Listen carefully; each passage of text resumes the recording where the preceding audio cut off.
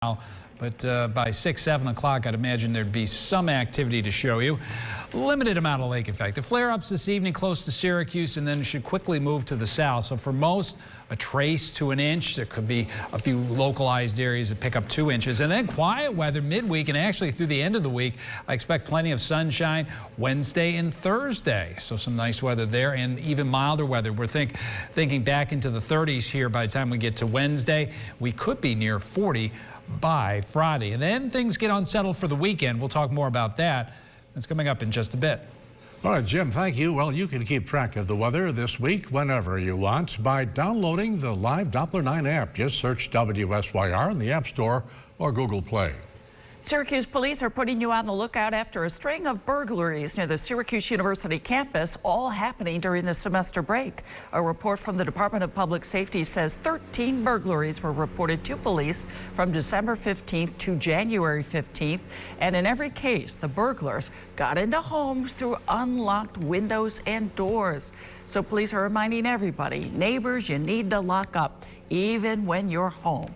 Anyone with information about the burglaries, call Syracuse Police at 315-442-5222. It's back to normal along West Genesee Street this afternoon in Baldwinsville after a car crashed into a building right across from the police department. Homes and businesses were evacuated from the area while crews worked to control a natural gas leak. This crash happened yesterday afternoon when a car collided into a multi-purpose building. There were no injuries. Well, Syracuse police have called off their search after a man reportedly went missing in Onondaga Creek. Rescuers were first called to the water near Armory Square around 3:30 yesterday morning. Syracuse police and fire crews were helped by Air 1 from the sheriff's office.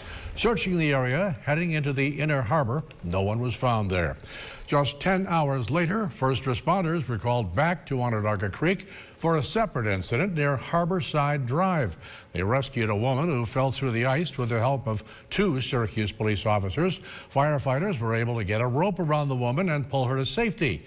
We're told the woman was transported to the hospital and is expected to recover. The owners of Recess Coffee are really close to opening a new place very near to their first coffee shop in Syracuse's Westcott neighborhood. News Channel 9's Jeff Kulikowski says as close as they are physically, they're miles apart on what they offer. It may not really look it right now, but after over a year of hard work, Cure Delicatessen and Provisions is getting very close to opening in the former Picasso Bakery home in the Westcott neighborhood. We were really excited and always had been mulling around what is something that we can do totally different.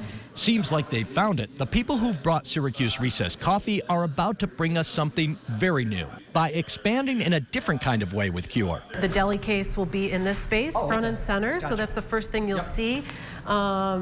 You'll walk back. This is where you'll order. We'll have a couple beer taps, a couple bottles of wine, all the prep space, and food service will happen here. The slicing will happen against that wall. Plenty of work you can see that's going on to get this place opening day ready, but there's also work you can't see, but is equally as important, like getting a city code update to allow people to buy food at Cure and eat it here too. We want this to be a place in the neighborhood where people come and can sit down and have a great sandwich or share a cheese plate together. Once we took down those walls, we were... Martini says Cure will really be 3 things in one: deli, a little retail market, and a make and take component for eating later. Part of our push here is about building relationships and building community. It's the Westcott way. Jeff Kulikowski, News Channel 9. Martini says they'll try to keep Cure focused on regionally sourced items, but may have to go out for some things in an effort to bring items here that are not in the community right now. As far as an opening date, she says keep an eye on their social media in the next couple of weeks. We will, and we'll let you know when their first day will be there.